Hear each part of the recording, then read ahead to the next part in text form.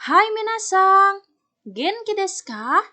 Kali ini kita akan mengenal hewan yang memiliki makna dalam kehidupan masyarakat Jepang. Kira-kira hewan apa saja ya? Minasang, disimak ya.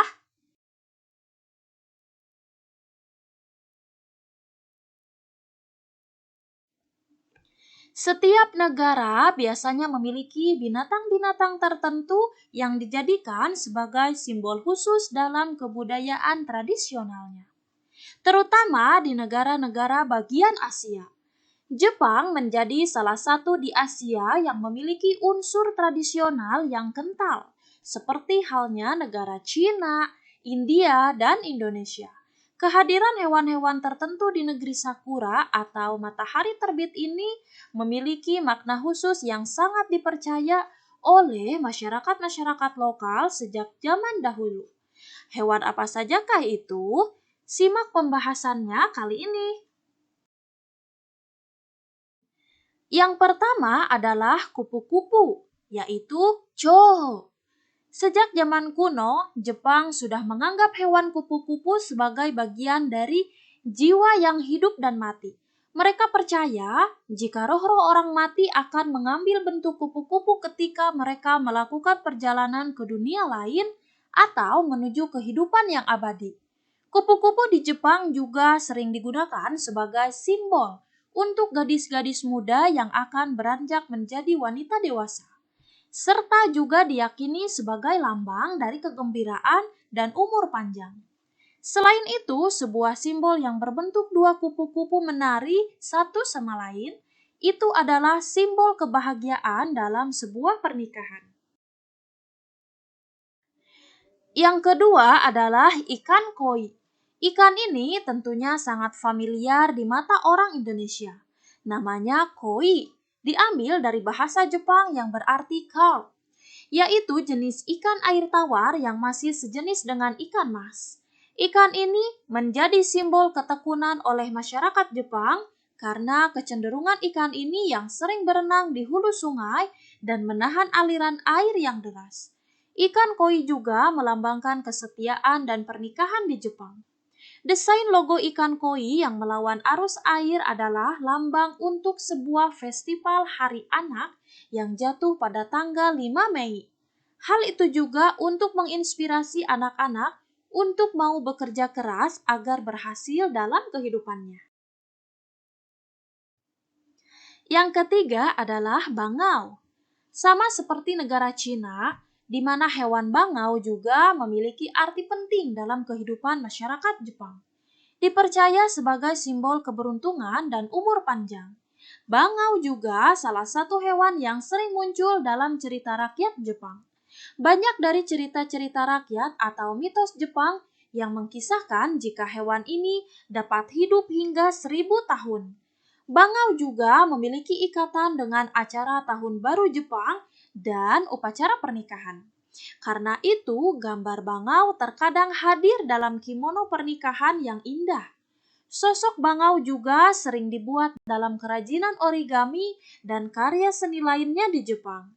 Kalung besar berwarna-warni dengan bentuk bangau juga sering terlihat di bagian luar-luar kuil. Selanjutnya, katak atau kairu. Di antara simbol spiritual atau mitos Jepang yang ada, katak hadir menjadi salah satu yang paling populer. Ada banyak spesies katak di Jepang akibat seringnya banjir di pertanian Jepang. Hewan-hewan ini sering digunakan dalam puisi dan seni, dan kadang-kadang dibawa oleh para wisatawan atau penjelajah kuno untuk memastikan mereka dapat pulang dengan selamat dari perjalanan mereka. Kata katak dalam bahasa Jepang memiliki arti lain, yaitu kembali. Itulah sebabnya katak juga dianggap sebagai hewan yang membawa keberuntungan. Selanjutnya, kame, yaitu kura-kura. Kata Jepang untuk hewan kura-kura adalah kame. Dan orang Jepang sejak zaman dahulu percaya bahwa kura-kura adalah simbol untuk kebijaksanaan, keberuntungan, perlindungan, dan umur panjang sama seperti di negara Cina. Kura-kura dipercaya memiliki sihir yang dapat menyatukan langit dan bumi dalam kisah mitosnya. Dengan cangkangnya mewakili surga dan bagian bawahnya mewakili bumi.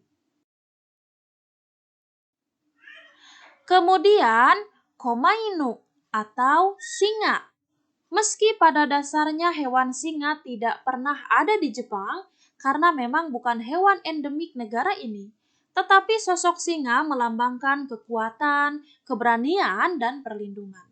Simbol binatang singa di Jepang ini sering hadir di tempat-tempat ibadah. Para wisatawan pastinya sering menemukan sepasang patung singa yang menjaga pintu masuk kuil-kuil di Jepang. Karena sosoknya yang unik, mereka juga sering disebut anjing singa.